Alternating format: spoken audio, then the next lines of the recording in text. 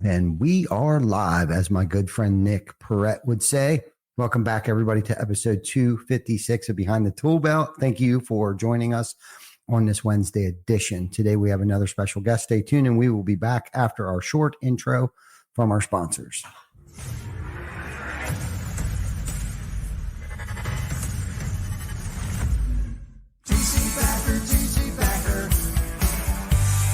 Roofing, siding, windows, gutter, solar. Roofing, siding, windows, gutter, solar. TC Backer. Welcome to Behind the Tool Belt, where the stories are bold, the conversations are real, and the insights come to you live, raw, and uncut. Every week, host Ty Cobb Backer sits down with game changers, trailblazers, and industry leaders who aren't afraid to tell it like it is. No filters, no scripts, just the truth. Please welcome your host of Behind the Tool Belt, Ty Cobb Backer. Chewy, that gave me goosebumps. It really did, that last part there. It was good. Good job, Vic. That's good stuff right there. So welcome back, everybody, to our weekly edition of Behind the Tool Belt, episode 256. 4 more episodes. We will be at 5-year mark, 260 weeks in a row, come hell or high water, suited up, showed up, found guests, sometimes good ones, mostly great ones. Every now and then we had one that wasn't so good, but here we are. We made it through it. I've learned a lot over the years.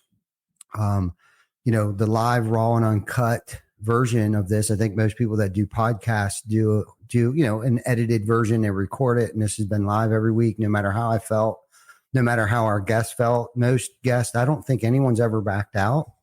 We may have had to reschedule in enough notice, in enough time, they let us know, like, hey, whatever, schedule conflict or something like that along the lines. But I mean, big shout out to everybody that's ever come on the show, and those that continue to keep coming back, like you, Mike. I look forward to this because we knew you were coming up here this week, and I thought, what better time, because we always have a good conversation about real stuff. Yeah. Right. Like where we're at, where our thinking is, and you are cut from the same cloth that I am. Run hot, nonstop, run hot. I went and had my blood pressure taken the other day, and the lady, she did it 3 times, and she actually had a second nurse come in and do it again. And I was afraid they weren't going to let me leave. And I'm cracking jokes there, though. She was kind of nervous a little bit. I'm like, listen, I just run a little hot. And she was like, hot? I'll be damned. Like, you're cross borderline stroking out on me over here. I'm like, listen, we're good. I'm good. Okay. So a couple of years I've been struggling with it. I was diagnosed, I guess, with hypertension and runs in my family. And we got on a prescription, and I was actually on 2. I was on a beta blocker and something for my blood pressure. Changed my eating habits and things like that, started exercising. I was able to come off the beta blocker because it was doing something weird to me. Like I just felt sluggish. It was just, I didn't feel well from it. I was doing more harm than good.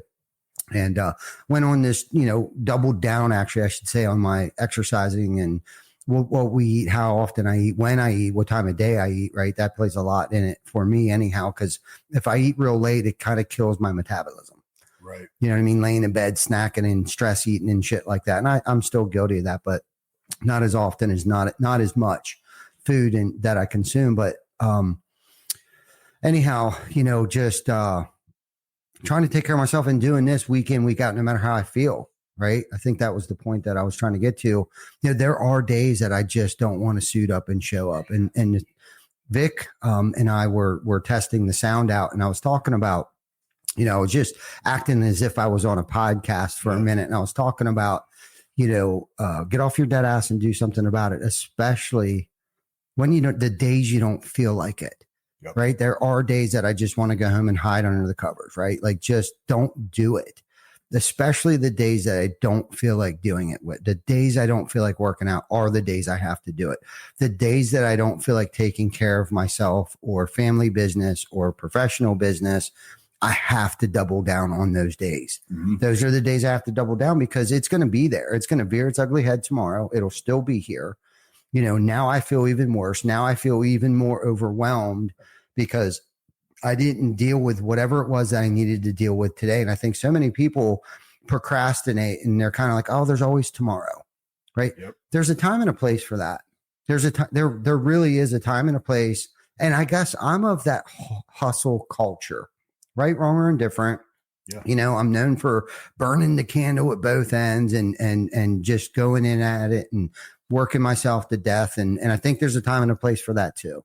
For sure. You know what I mean? There is definitely a time and a place for that work-life blend, you know, different seasons of your life, right, that we go through, right? Like, you know, when things are good, then they go bad. And I am a firm believer in, you know, good times make weak men and bad, difficult times make strong men.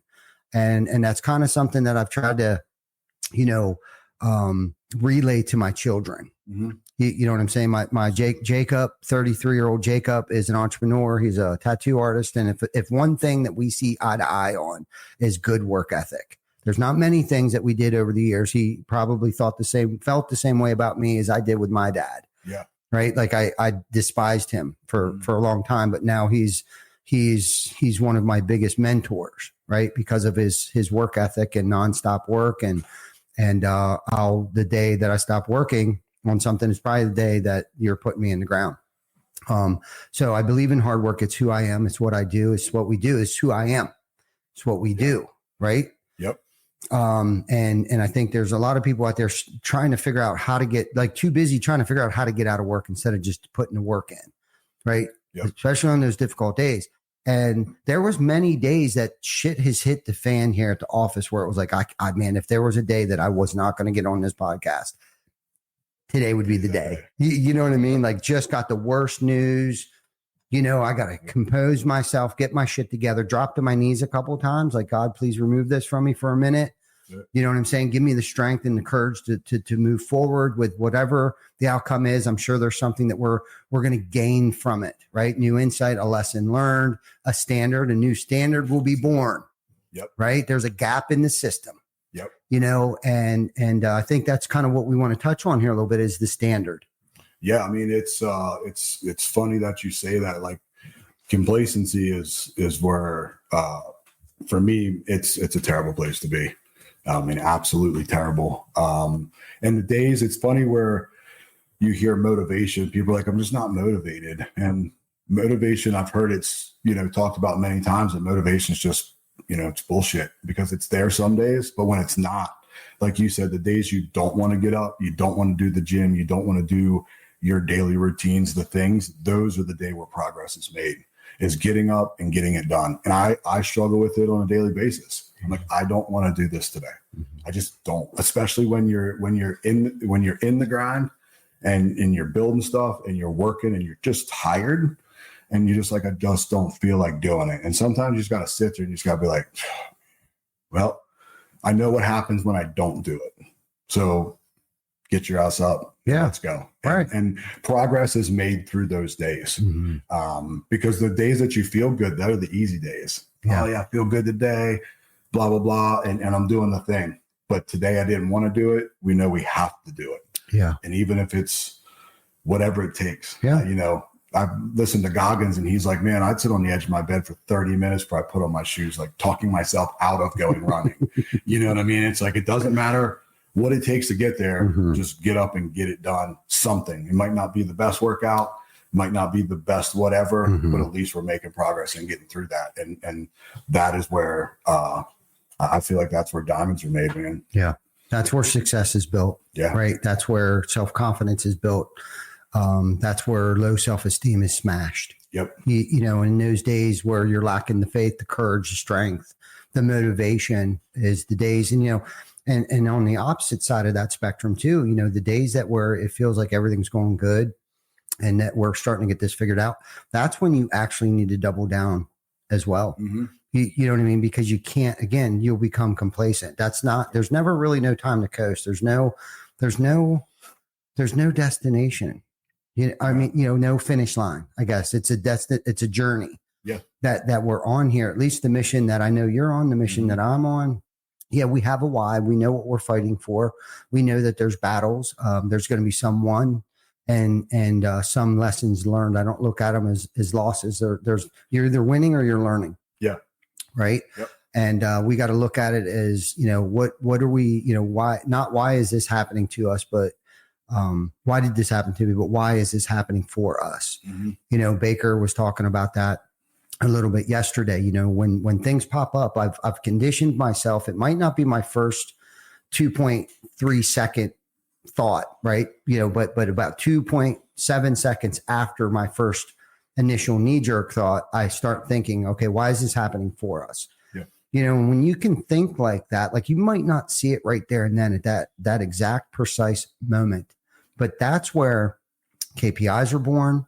That's where the SSOPs are born. And just to iterate what an SSOP is, right? Because I came up with that this morning. Tam was taking notes and I was like, make sure you add an extra S to that. And she kind of looked at me a little funny. Like she knew there was a point to it, but she didn't know what it was yet. And SOPs are standard operating procedures, right? And SSOP is the standard system operational process.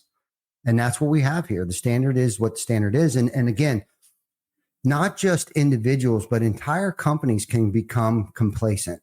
Yeah. Or departments. And maybe not necessarily all, but I think there's some that are still hustling and killing themselves over here, where there may be a group of people over here that are complacent and resting on their laurels. They feel like they've put their time in, they've already earned it. And it's like the rest of us are still motivated and haven't forgot that why, like why we're here. We're having impact on ourselves. We're having impacts on our families. We're having impact on those families that we work with. We're having impact on the community that we live within. Mm-hmm. Right. And like we can't coast. There's a lot of people that are relying on all of us, everybody in this building, each building, each facility, everywhere, like are relying, whether it's homeowners, our coworkers, our kids, our family. What better blessing to be able to travel with your daughter, and then Jana rolls in here with our granddaughter, right? Like, I mean, if I needed a reminder today, it walked through that door unexpectedly. Right. You know what I mean? Like, this is why I'm here. This is why we're doing this stuff. And I think people get in this rut of like, they either aren't all in, they're kind of 1 foot in and 1 foot out, and they're more consumed with the stuff outside of work. There's never usually a work-related problem. It's usually a home or an outside work issue that they're bringing to work. And I think if you can have that open, transparent community, right, where at least there's one person that they can talk to comfortably, whether it's, just a coworker or their supervisor. But I think, and I know you're open-minded enough too, to hear them out. I've heard you talking to, you're coaching your team. It's just what we do. We got to coach our team, and Vic can coach, Sam can coach. We all coach each other to a certain extent. We all mentor each other. And that's the type of camaraderie that we've tried to produce here. But I think one of the biggest things that would kill that is gossip. Yeah, absolutely. It's, you can't have the barking in the back, man. You just can't. And it's very difficult to get that noise. And it brings, we talked about it earlier of like the people that you surround yourself with. And when you say it, you sound like an ass. You're like, my standard is this, my family standard is this, and everybody around me, I'm holding them to this standard. Because not only for myself, because I have to hold myself to a standard, or I really like being lazy and eating food. And I could very easily be 600 pounds stuck on a couch somewhere. There's no doubt about that. Same. But if I have the standard of these are the things I'm trying to accomplish, these are the people that I put around me. And if those people around me are willing to live up to that standard, as I grow, I'm pulling everybody with me. And people just, I don't know if it's complacency. I don't know if it's probably complacency, laziness. And then they just want to chirp about, this guy, he works all the time and, blah, blah, blah. And it's just like, you listen to everybody out there that has accomplished major things in their life. They didn't accomplish them in 30 or 60 days. No. It's decades sometimes. Yeah. Like, and everybody is different. Your timeline's different from my timeline. Mhm. Sometimes I feel like I'm like, man, I've been doing this a minute. Yeah. Haven't I won yet? But then I have to take a step back and look at what I've won. And the gossip, the chatter, whatever that is, Yeah. that's not about me. Yeah. It can't affect me. I can't let it in. And you have to kind of take that and remove that from your circle, from your piece, if you will, or derails your mindset. And you're thinking about this over here when we're not focused on the goal ahead of us. Totally. Two things. When you were talking earlier, whatever it takes, that jogged my memory. I don't know if it was a couple of years ago. We were moving Glenn into more of a, not that he wasn't in a managerial position, but we were giving him more to do. Right. And I was having everybody at that time, every now and then we have everybody write out their job description, and we'll do a time study and stuff like that to just see what they're doing. And I think some people think it's us sticking a microscope up their butt, but it's really not. We're just trying to be more efficient and lean. Yeah. Right. And Glenn was struggling. He came to me. He was like, dude, what do you want me to put down? Like, what is my job description at this point in time? And I said to him, whatever it takes. Whatever it takes, that's your job, whatever it takes. And I was grateful to just hear you say, because you get that, right? Like, I can't tell you exactly. Yes, Mike, you just got to figure it out sometimes, bro. Like, maybe sometimes if you ask me, I'll hold your hand, I'll pat you on the butt, I'll give you a hug. But like, bro, we're in this together and we're building the wheel. We're not trying to reinvent a wheel. We're building the wheel. Here together. And I swear to God, I saw a paradigm shift happen in that man when I told him whatever it takes. Like, he hit the ground running with that. Like, that's all he needed was like that affirmation, or that, not the affirmation, but just confirm with me, like, rails off. Like, I'm the man, right? Like, you are the man. Yeah. You go, whatever that takes, and of course that's why we have core values. As long as you stay within that playground, you can't fail. And then if you do, then right there's a gap that we need to be filled, and we'll tweak what we need to tweak along the way. But as long as you're there. The other thing, so funny that we were talking about, and it's probably why I brought up the word gossip. Do you care if I read you something real quick? No, go ahead. Do we care? Okay, I'm going to read something. It's pretty profound, actually. And it's for tomorrow. I read a daily affirmation book by John Maxwell. And he cuts out little clips. The guy's got 84 books. Okay, so he put a book together for a daily affirmation, and tomorrow's is actually about avoid gossip is the title. Okay, and I'm going to try to see this here. It says, it's been said that great people talk about ideas. Average people talk about themselves. Small people talk about other people. That's what gossip does. It makes people small. Sorry, I can't read this very well. There really is no upside to gossip. It diminishes the person being talked about. It diminishes the person who is saying unkind things about them. It is even diminishing the listener.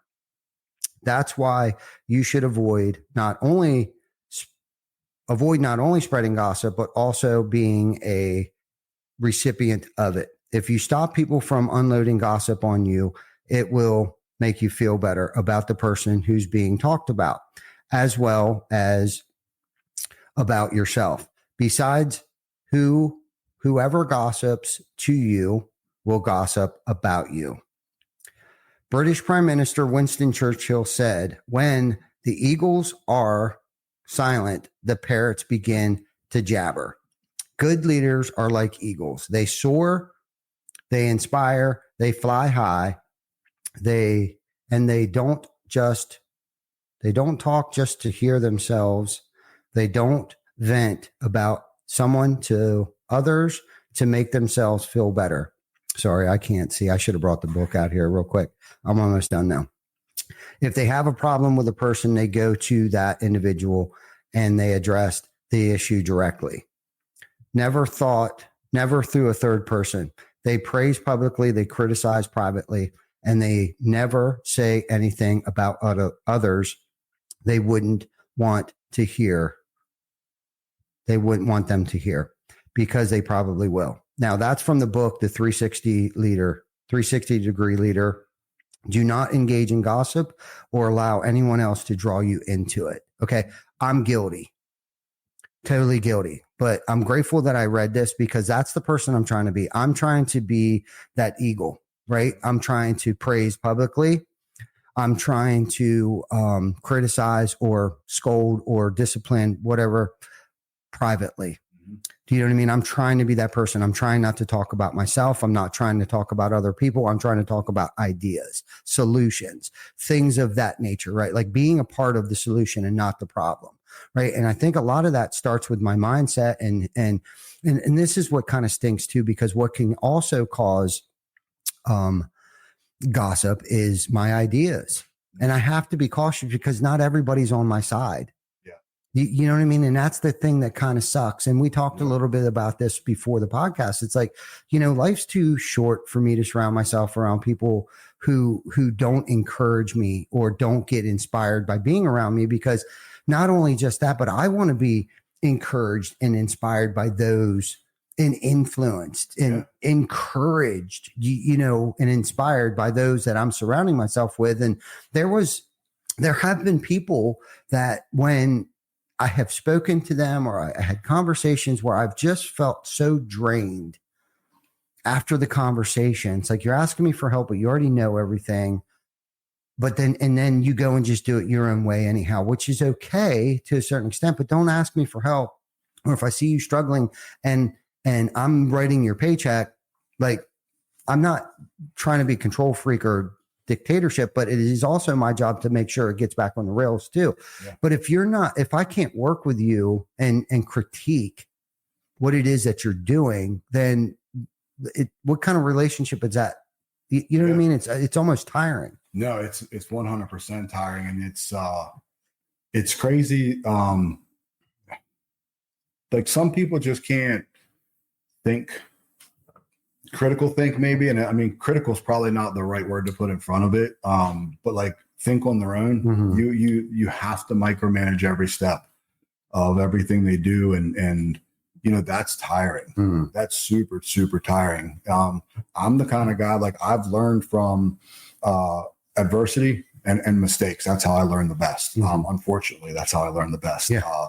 And that's, you look at everything that I've personally been through in my entire life. And at one point in time, I'm like, man, why am I put through this? Mm-hmm. And as I got older, I'm like, well, the only way to look at it is I can either wallow in the poor me, mm-hmm. or I can use the mistakes and the things that I've been through to gain momentum forward. And now, as I get even older yet and longer in life, I use my mistakes or things that I've been through to help others come up. That's the only reason. If I don't look at it that way, mm-hmm. I'll get into the woe is me. I didn't get a fair shot, all that kind of stuff. But I've never heard awesome stories from people that didn't come out of adversity. Mm-hmm. So put me through it. And whether I feel like I have the story, or I feel like I have, sometimes I get the imposter syndrome. Mm-hmm. And I'm like, have I been through enough? Have I accomplished enough to even talk about these things? And I kind of pull myself back, and like, I don't want to be somebody out here just spouting in microphones and haven't accomplished anything in life, or haven't done anything, or, because you have those people all over the place. And I've never wanted to be a hypocrite. I always want to, hold myself accountable. And that's what running teams does for me. Actually, people don't realize like the accountability that everybody else has for me. Because I can't tell you, Ty, you need to eat right. You need to go do this, and you need to go do that, if I'm sitting on the couch eating potato chips every day. Yeah. And that's how my mindset, kind of works. And just the joy of like trying to make people better. I didn't know for so long what I didn't know. And I know I've talked about it before. I'm like, what we're capable of. And that's what my standard my standard is I'm not accepting anything less than this. Mhm. And I'm going to keep bouncing that standard up as much as I can and holding everybody to that standard around me. People look in, they're just like, I can't talk to him. I'm scared to talk to him. And I don't know. He's always like upset, or it's like, I'm not upset about anything. I'm super passionate. I'm focusing on whatever that end goal is. And that's what I'm focused on, and nothing other than that. Mhm. And if you take me away from that, you've got to go.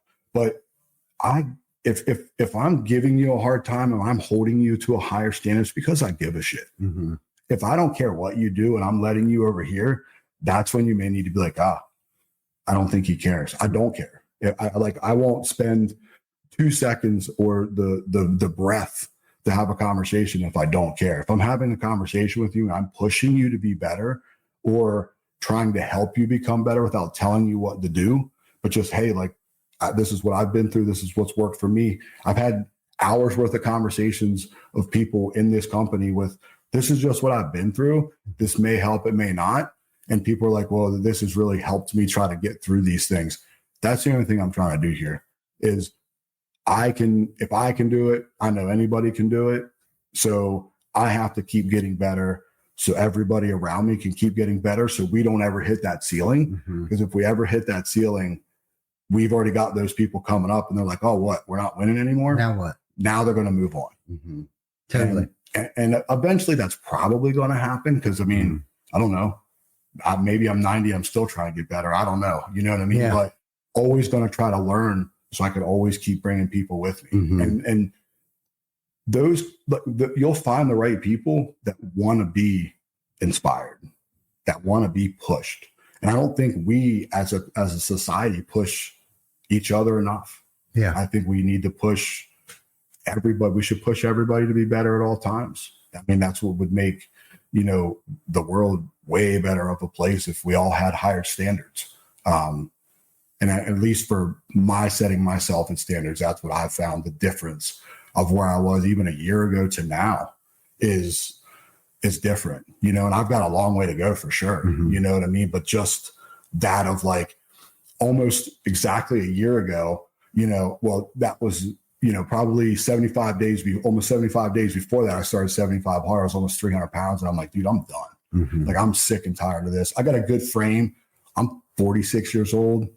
My wife's 32. I got to make sure I, don't look like an old fat slob. And, Yeah. my wife's, way younger than me. And then as I did the 75 hard program and really dialed my stuff in, I was reading books and just listening to, other successful people around me. And I'm like, these guys that are super successful, like, they're hardcore, Mhm. making sure they're as healthy as they can be, eating, not perfect, but not, we're not going out to the bars. We're not drinking alcohol. We're not doing the stuff that tones all of our, motivation or discipline down. We just don't have room for it, and that 75 days put me in a whole different, just with eating habits. Now, again, I'm not perfect and I love food. Mhm. But haven't gained 1 pound since I got off that. And I've stayed in semi the same shape. I don't work out as much as I'd like to and things like that. But there's seasons where I have time for that and I don't have as much time for it. But overall, where I look and my eating habits have stayed. And I'm like, all right, well, so now this is a habit. Mhm. So I'm going to do another round. I'm going to choose a different habit. And eventually these habits will become habits. And it's the way that you live your life. And you, like we talked about, our base standard is here. Mhm. Once we can meet that base standard, all it is just becoming better.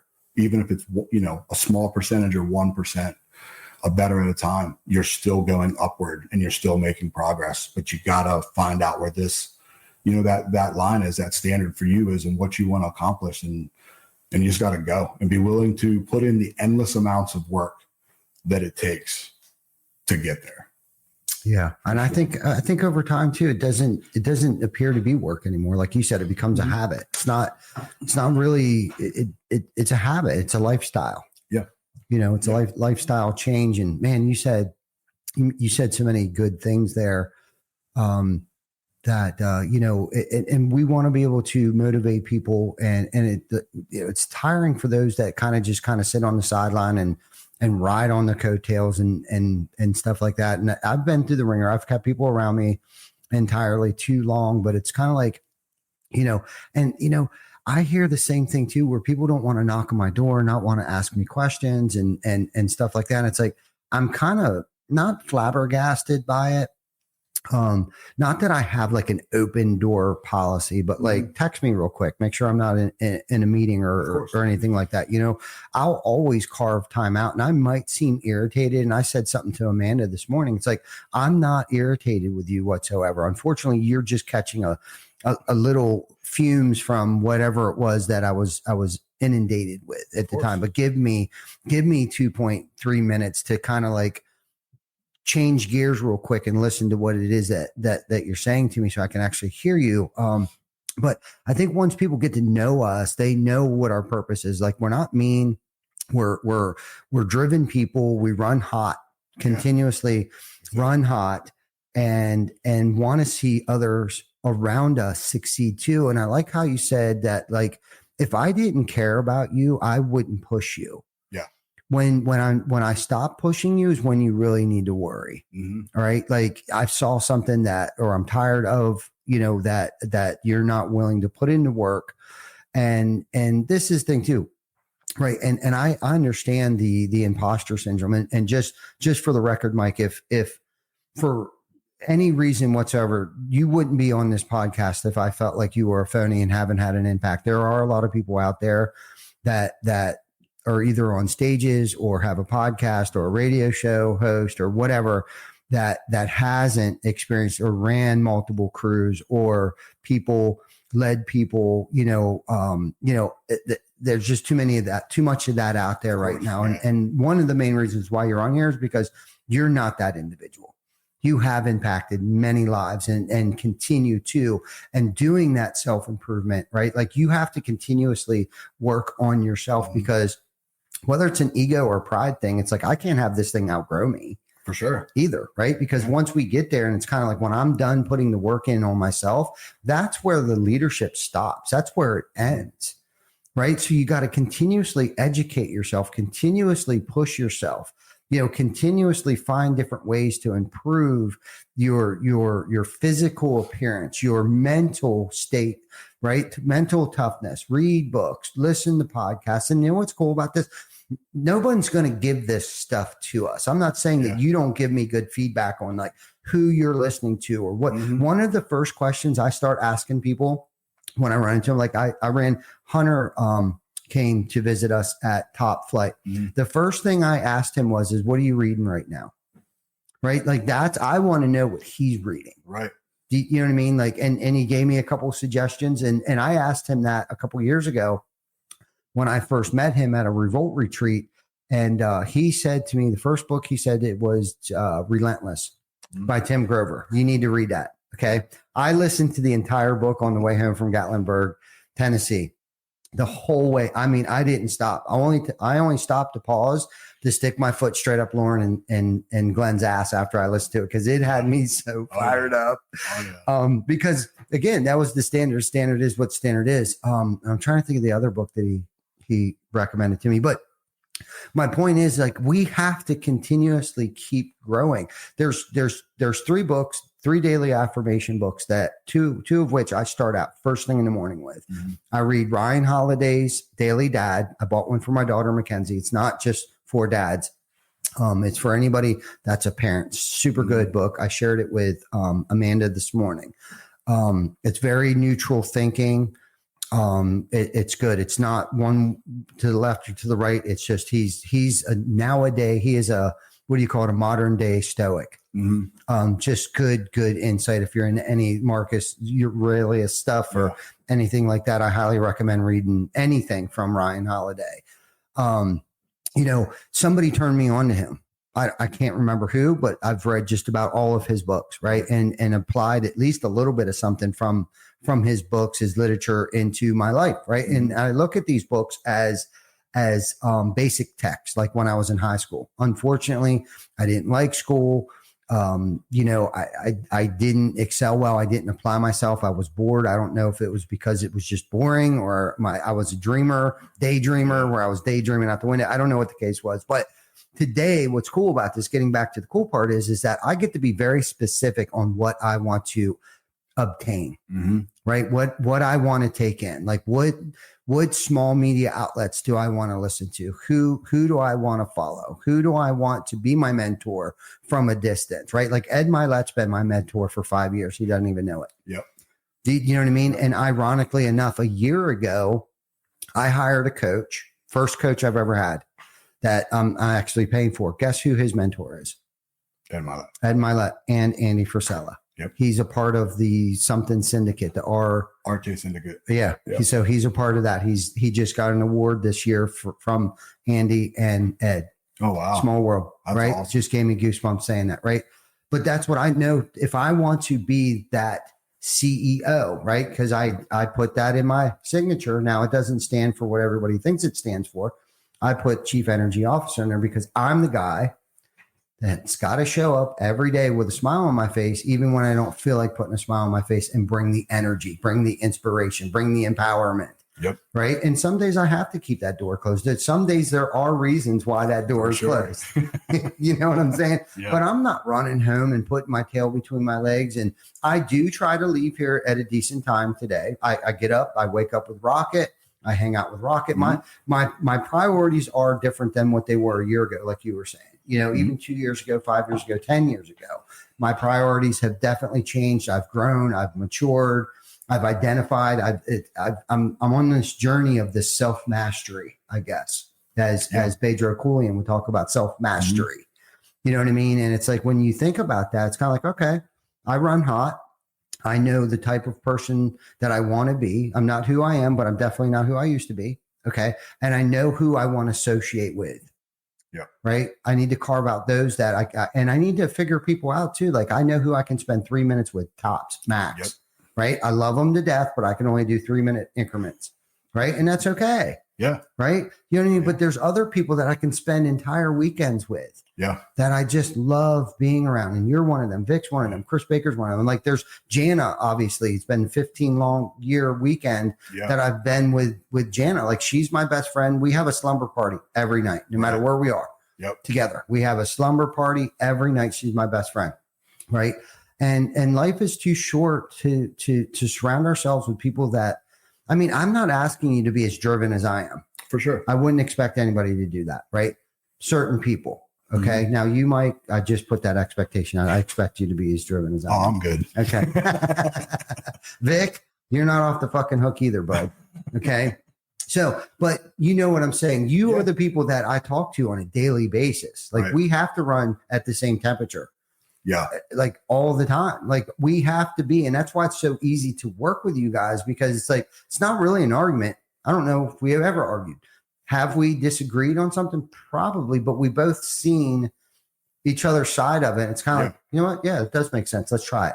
If it doesn't work, fine. Well, for sure. And that's the one. I mean, that's just growth, right? I mean, I couldn't have 15, 20 years ago. That ain't happening. Yeah. I mean, I wasn't. It was, oh, that shit don't make no sense. And, you know, and it's like you have to be able to listen. And it's funny you say run hot because it's like I listened to Andy the other day and he was like, I deal with these people, and that's the only people I deal with now in these businesses because they're the only people I can deal with. And it's funny because in where I'm at now, and you know, I'm more on the forefront of sales teams and dealing with them, you know, everyday basis, and it's coming to the point to where it's like I am driven, and most people don't understand me. And there's only certain people that I'm starting to bring in, and I was like, I got to deal with you guys because you understand what I'm doing. And just because I say a certain thing or I don't smile when I do it or I don't pat you on the ass every 5 seconds or something like that, I'm not pissed. I'm not mad. I'm not, you know, I'm not firing you. I'm not doing all that thing. But other people don't understand that. And for, you know, Jamie and I have been together for 12 years and it's taken her 10 to even get to understand me because I wear, everybody calls it RBF. But it's like when I'm dialed in and I'm driven into my, like, I'm not mad. I'm not pissed. I'm not anything. I am focused on what my what I'm here to accomplish. Mm-hmm. I don't hear the outside stuff. And Same. unfortunately in my life, that's just, I'm focused on what I'm focused on. You know, Right. I'm not getting any younger. Yeah. I've got 10 years left in my goals to by the time I'm 55 to start being able to pull back Mm-hmm. and enjoy some of the things that I've hopefully, you know, been able to accomplish in my life. It's now's the time. So let's go forward momentum. But there's only certain people that get it, you know what I mean? And there's only certain people that will understand understand me and understand why I do what I do. Mm-hmm. And people ask me all the time, like, how do you do that? I'm like, I have no idea. Mm-hmm. I can't give you a step-by-step of this is how I do it. I know I get up in the morning and I put my pants on like everybody else, but as of there, I have no clue. It's just things have to get done. We got to figure it out. We deal with problems, and you got to listen to the problem, and you got to come up with a solution like that. Yep. And over the years, you just get good at it. But people don't really understand the whole running hot thing, and you can't mesh with a lot of people. Like it's my circle is super, super small just because some people don't understand what I'm doing or why I'm doing it, or you need to enjoy life, or you need to have a work-life balance, and you need to, you know, do this, that, and the third. And it's like, I thought for a long time the work-life balance thing was a real thing. It's not. Mm-hmm. It's not a real thing. It's intention is the real thing. And I'm pretty sure that was an Ed Milet podcast I listened to with intention. Mm-hmm. Like, do these things with intention. Mm-hmm. So it may not have, I have 5 hours for my family today. I may only have 3, but when I'm with my family, let's be intentional about that. When I'm at work, let's be intentional about that. And that kind of sets that up. You know what I mean? And I run hot just like you every single day. Yeah. Home, work, sleep. I sat up at 3:00 this morning and I'm rolling in my head, conversations in my head. Mm-hmm. You know what I mean? It's just, that's just the way that it is. And there's nothing I'm going to do about it. But that's also what is going to put me in places that, you know, other people don't have the drive to, or won't, you know, I don't want to say don't have it choosing on themselves. They don't have it. Mm-hmm. They don't want it for that reason. Yeah. You know? So like, I'm okay with it for now. You know? You know, I guess it could be a lonely place. Yeah, it definitely can be sometimes. It's definitely different. As I was able to control more of my emotions, I used to call it passion. Mm-hmm. Like, I get so riled up and I'm so passionate about it. And I don't remember who I listened to, but I was listening to a podcast and they were like, no, that's not what it is. You just can't control your emotions. And anger has always been an issue with me from, you know, when I was a kid. And the way that you were brought up in the old school construction, just like I was. Yeah. It's way different. But you can't run people like that. People don't have respect for you. Mm-hmm. You know, you have to be able to be stern and say things without yelling and screaming and doing all those kind of things. So it's taken me a long time to get better at dealing with my emotions. Yeah. And that kind of puts things into perspective and being able to, you know, being able to deal with people a little bit better has brought, you know, you don't run as hot as out of control. Yeah. But that's the growth that we talk about every step, every day. You're trying to just become a little bit better. It's something that, you know, you're not good at. You're trying to become better at it. Yeah, for sure, man. And I like this topic because I used to run things with an iron fist. Mm-hmm. That's how I was brought up. That's how I was raised. Things were different back in the day. And you made a comment to me the other day that, you know, I show a little more grace than probably, I don't even want to say most people, but being, I guess, in the position that I'm in right now. And I think what has happened is that not that I've necessarily learned how to pick and choose my battles, but I guess I've come to realize that I don't have to throw a hammer through the wall every time something bad happens. Mm-hmm. Do you know what I'm saying? And I used to act out. I mean, I would say things, I used to think that I wanted to be known for not taking any crap. You know what I mean? Mm-hmm. It was like walking around with like almost like a chip on my shoulders. If you're not working as hard as me, you need to get out of the way. and not that there's anything wrong with that. That'll get you so far. You know what I mean? But it's like, now I have to lean on other people, and I have to understand that people are going to make mistakes. Yeah. Right. And I have to show grace during those times of mistakes and errors, because it's like the pot calling the kettle black, right? Like, I've made so many mistakes and errors over the years. I still do and still will. And that's why I call them lessons. I'm either winning or I'm learning. Yep. Right. And I have to show enough grace to everyone else to learn. Right. It doesn't mean I have to be happy about they made a mistake.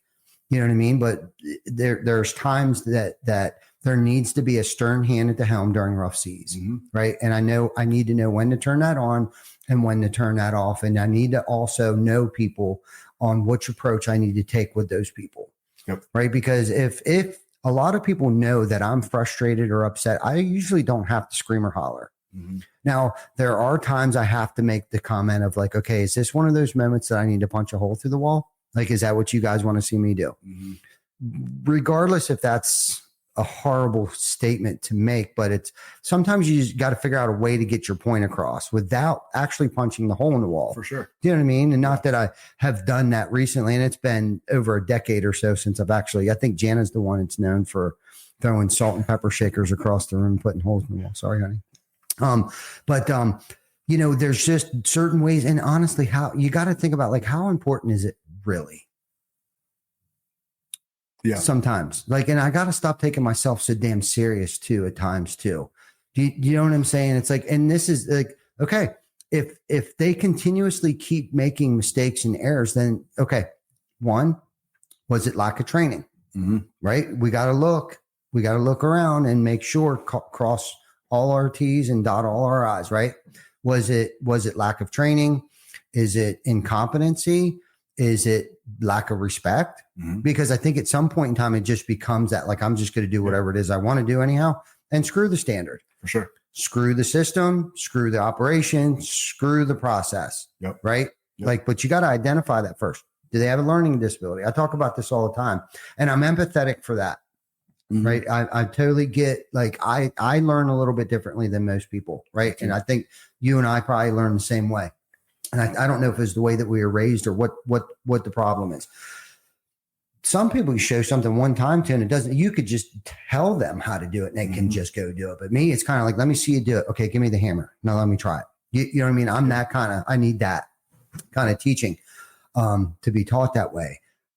So I look at, like, okay, how is this person, and there's different generations too. Like, in our company, there's 4 generations. We got baby boomers, right? There might even be more now.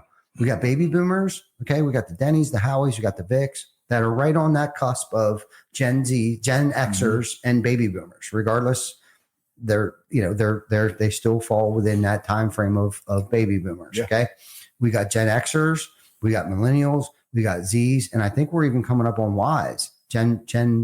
Generation Y now. I don't even know the name of all that shit. Well, I know Mackenzie and them are the Z's, right? Yeah, and I think Rocket and them are now like the Y's that are coming into the workforce now. You know what I mean? So, like, there's 4 or 5 different generations of people that operate differently and need to be handled, talked to, treated differently.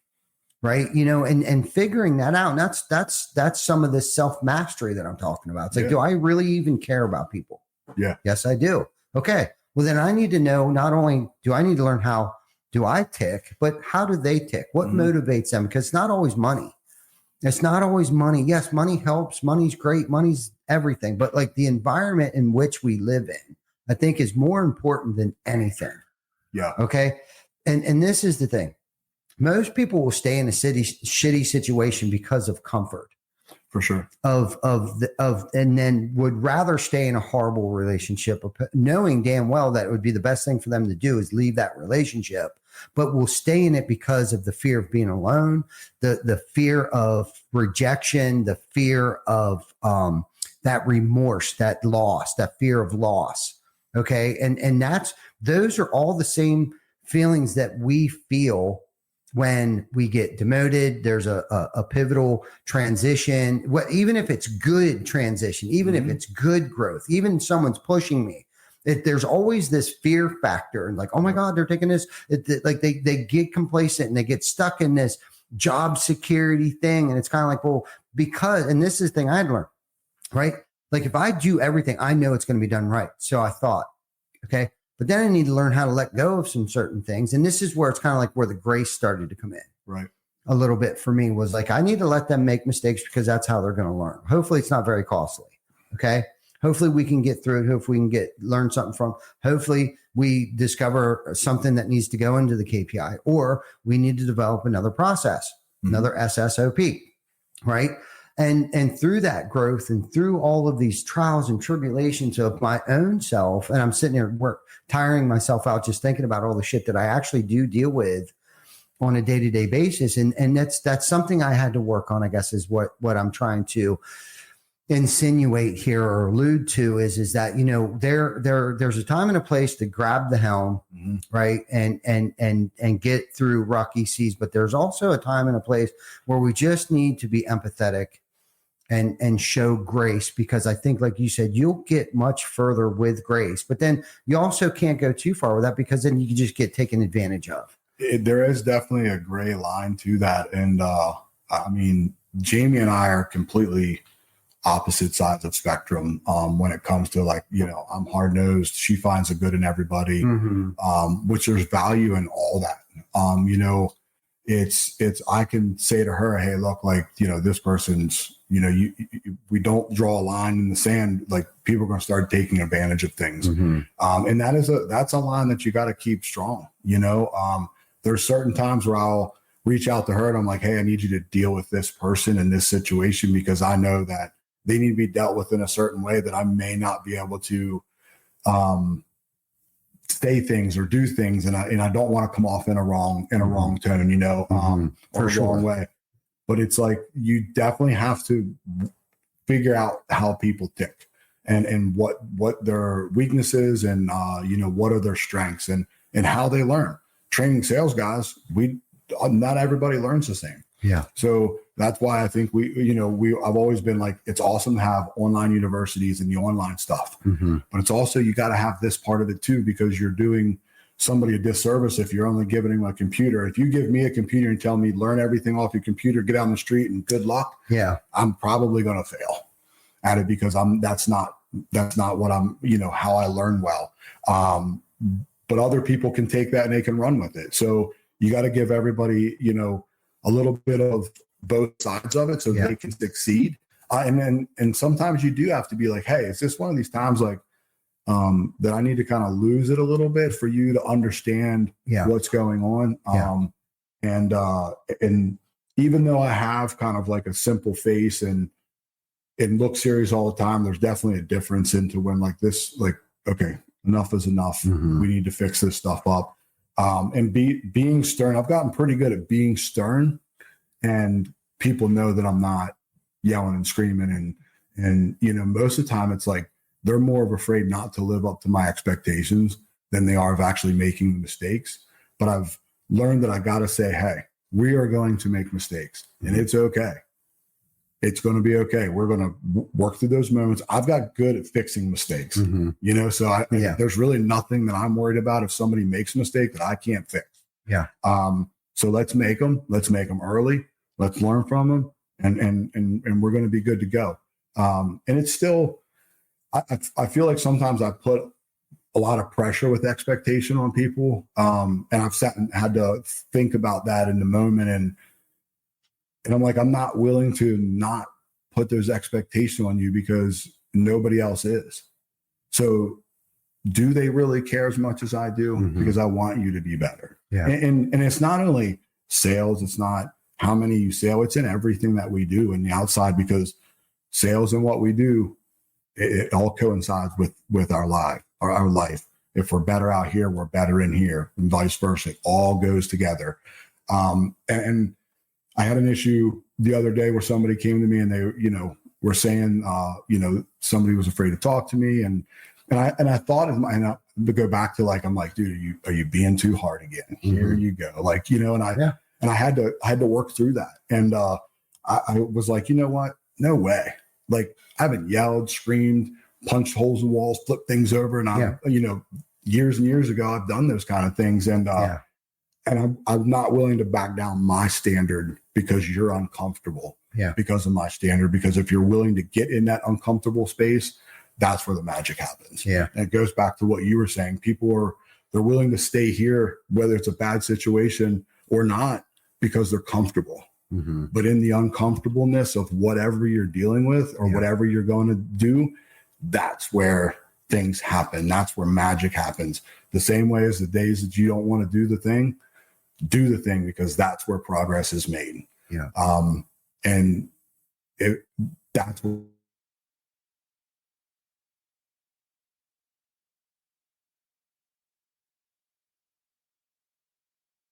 got to a point where like, okay, well, we've got this part figured out.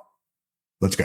Mm-hmm. Let's get uncomfortable again, because we're going to go back through them. We're going to continue to keep growing in whatever we're dealing with at that time. Yes. No, I agree. And then quitting becomes too easy. You quit something once, like it just becomes that much easier to quit something else after that. I've learned that too. And I've watched people get comfortable quitting. Mm-hmm. And we talk about this all the time. Get comfortable being uncomfortable. And Vic and I had this conversation a little while back. I don't remember what it was, but it was like, man, this is getting comfortable. Mm-hmm. It scared me. It might have been, I don't remember what it was.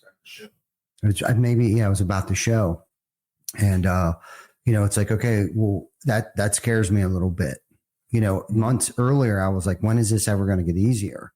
You know what I mean? But here we got through whatever that adversity that I was faced with a couple months ago, where I was like, you know what, when is this just going to become comfortable? Yeah. You know what I mean? And then months later, I ground through it, kept suiting up, showing up, showing up. That became a habit. Yeah. Right. I'm getting more comfortable with whatever that was. But then that scared me, like, oh shit, like I'm starting to feel too comfortable doing this now. Step your game up now. Yeah. Like now it's time to step. What's next? Done next. Like move on. Like I had a conversation with Rocket this morning. You know what I mean? Like don't ride on that award that you got last night. Put that shit on the shelf, man. That shit's done. Next. Yeah. Right. Like now's the time you double down. We just had that conversation, and through a conversation I just had with one of the sales managers, it like kind of like an epiphany hit me. And it's I always say I'm a winner. I'm going to win. Mm-hmm. Right. Mm-hmm. Somehow, some way I'm going to win. It's not the winning for me. Yeah. It's the, I don't want to lose. Mm-hmm. I don't want to lose. Like I'm scared of losing more than I love winning. I don't really feel the wins. Like, I mean, I see them. Cool. It is what it is. Now what's next? Because I just don't want to lose. And it's, I don't know. It's what gives you the resilience and to keep going every single day. But it's what keeps pushing me forward. And whatever you like you said, you can't take that award and you can't ride that, because that is going to go away. Mm-hmm. Right. I don't ever want to get I'm not an awarder, stager.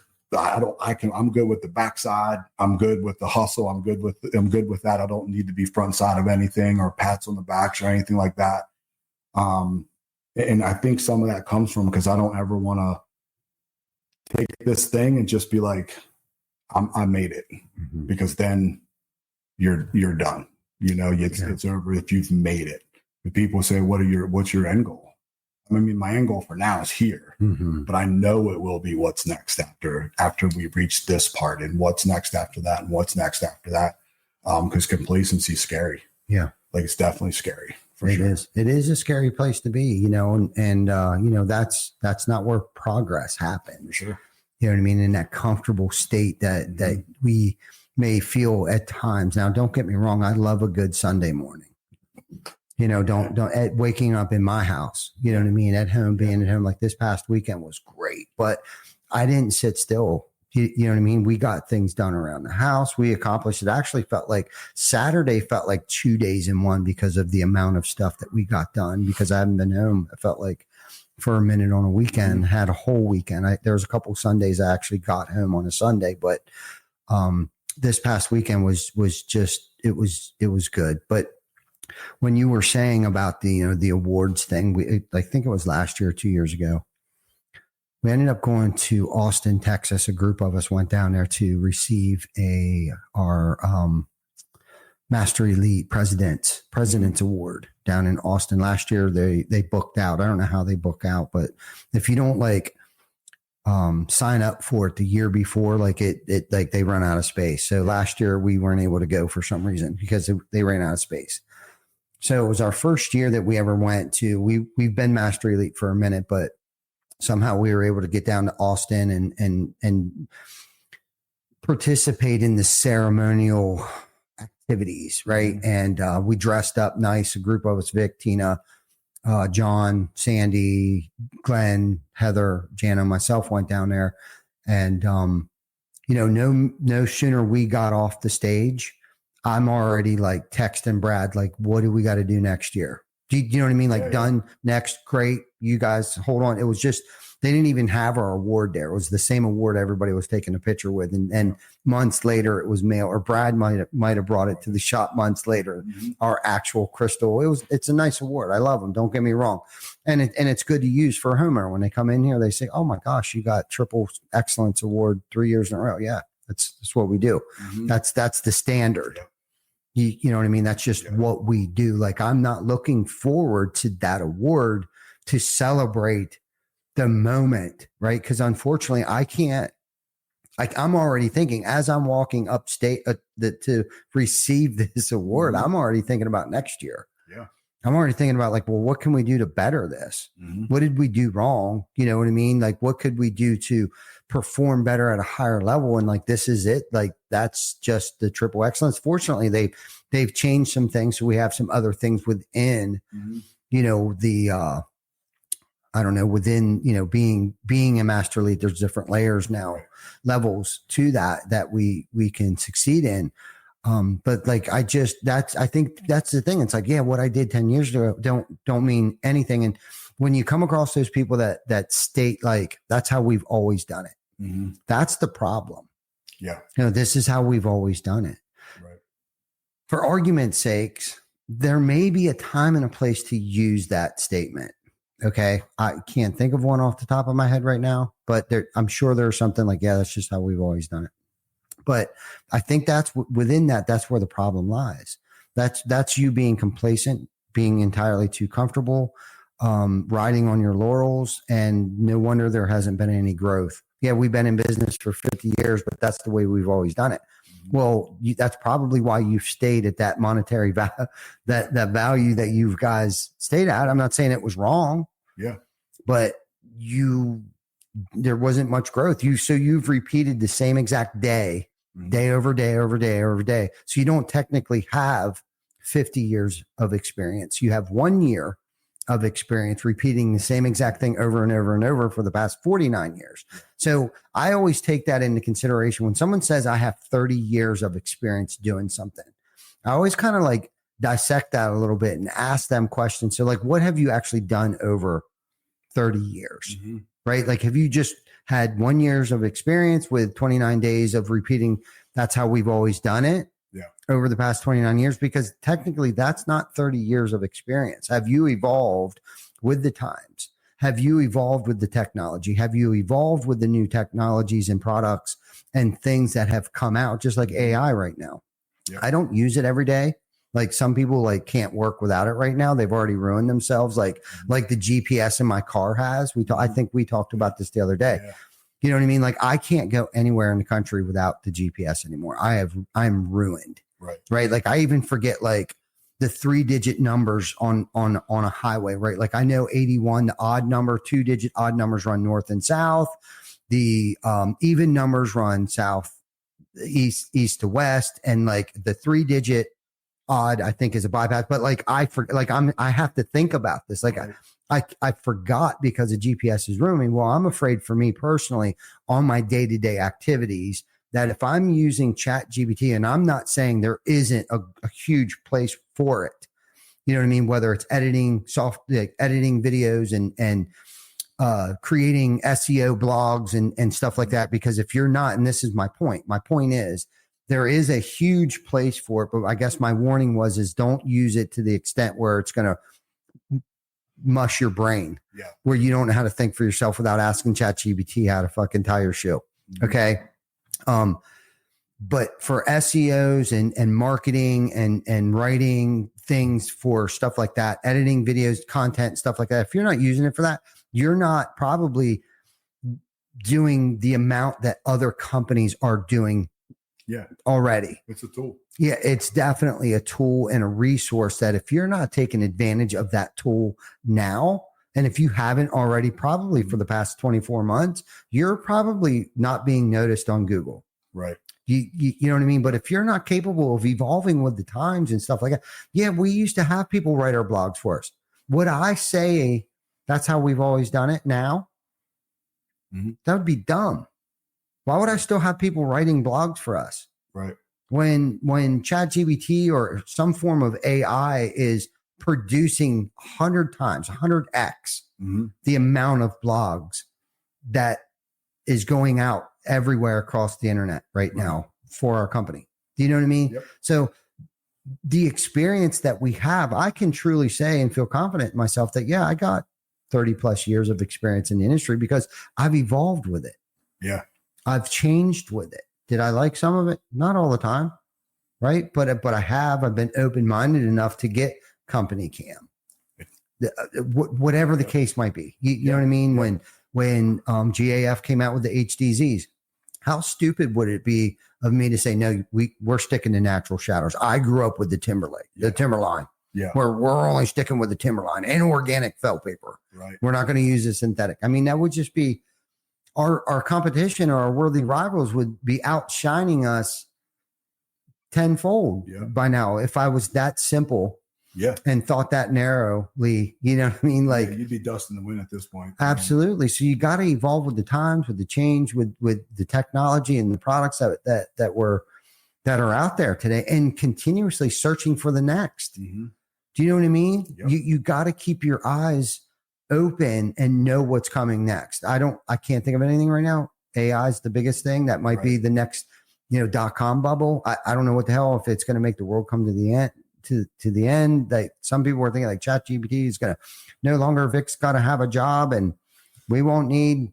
Well, that's something I've hear all the time and like in the sales space, and there's like, oh, AI is going to, take sales away. That's such horse crap, because people, like, as we get into more technology and the more of the Zoom meetings, and we went through COVID and Zoom, people are thriving to see people, right? I know there's things like instant quotes, and there's people that have programs out there that they're selling over phones and all this kind of stuff, and they're doing this thing. And I'm like, eventually, like, people want to be able to have a conversation with somebody in real time and read their body language, be able to read who they are before they give them tens of thousands of dollars to do whatever, or even more to do whatever project. That is not going to go away. I mean, there may be people that will do things that way, but it's going to be on such a small scale. And you can see, I mean, just with the way, I'm going to use the election, not go into crazy politics, but people at some point in time are like, enough is enough. And the technology thing is definitely going to get there to where, like, we want interaction. I want to be able to read you.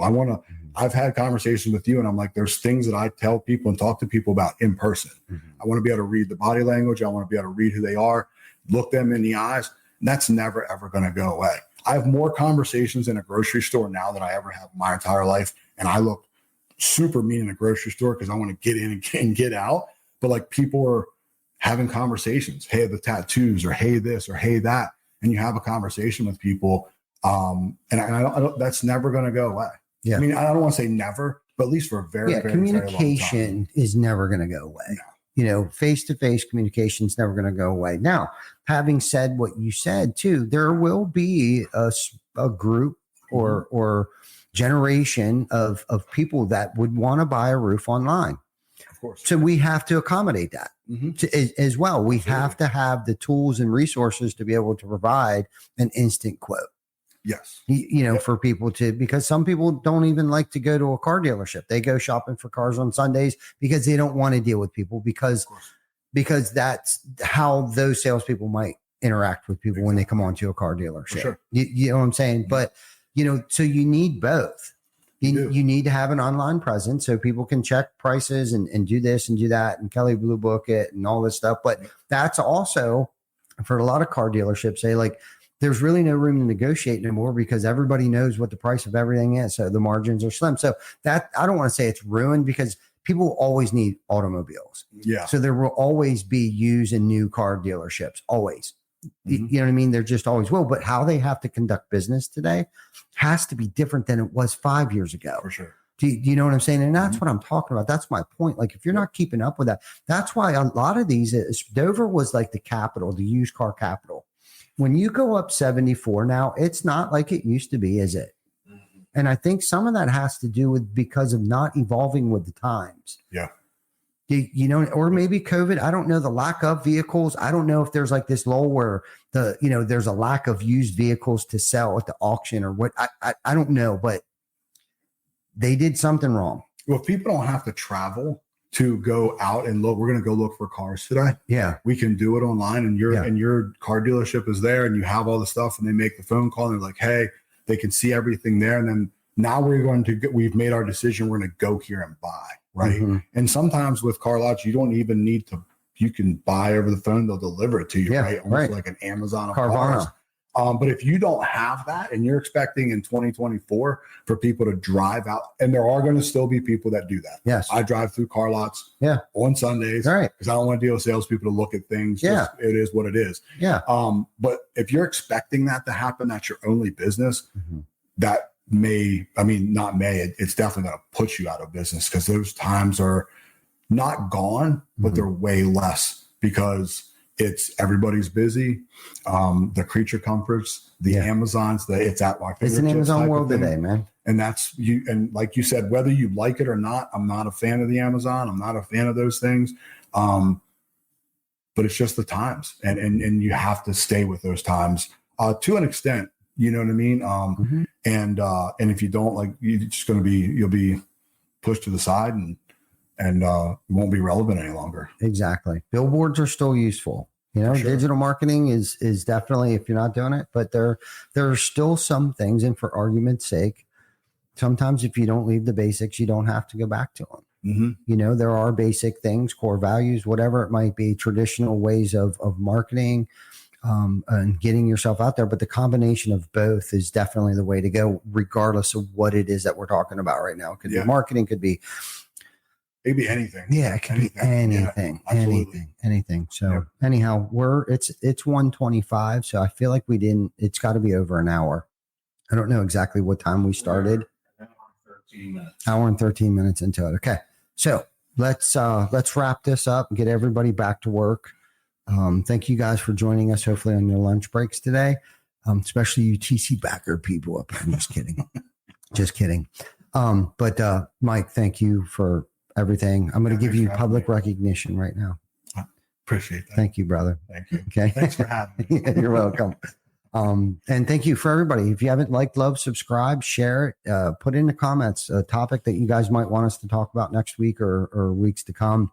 I know we got the 21 Turkey Salute coming up next week, next Wednesday. That's going to be off the chain. The expected amount of dishes served is roughly right around 1,000. We're changing some things up there. We're going to be cooking all of the food on site, all of the sides. Oh, wow. So all of those people that we've pushed away in the past that wanted to help, like come down, help out. We're cooking the mashed potatoes. We're doing the corn, the stuffing, everything at the church, which should also make it easier for us doing 2 locations next year if we keep it all self-contained. So big shout out to Mark Jones and his team over there who's getting us the food, and his, the Safe Serve Cert or whatever the hell it's called. Yeah. So we can serve food healthy to everybody and his expertise in the food industry. He'll be there. His team will be there from JACB, Events, I believe is the name of his company with his food trucks and stuff like that. They're going to be helping out, pushing that. So we're already thinking about next year. Done. It's already over with. That's it. Right. It's already over. We're talking about next year already. We're going to be hosting one on the east side. And now I'm holding myself accountable by putting it out there. East side and west side will host 2 next year. And I think it's going to be a lot easier with us cooking the sides and everything ourselves. that way. So we're looking forward to that. I think that's Wednesday, the 27th, which will actually be episode 257. So we're 4 episodes away from our 5-year mark, 260, episode 260, which is December 18th, I believe, the week before Christmas. So that'll be a special, very special event. Not going to share with you what it is that we're doing or where we'll be streaming live from yet. But that will be a special edition. So you're going to want to tune into that as well. And I think as far as some other stuff, we got a whole lot of stuff. Beyond the Tool Belt's got a lot of other stuff getting ready to come up. I don't want to let the cat out of the bag yet, but stay tuned. So till next week, stay safe, take care of each other, and we'll see you next week.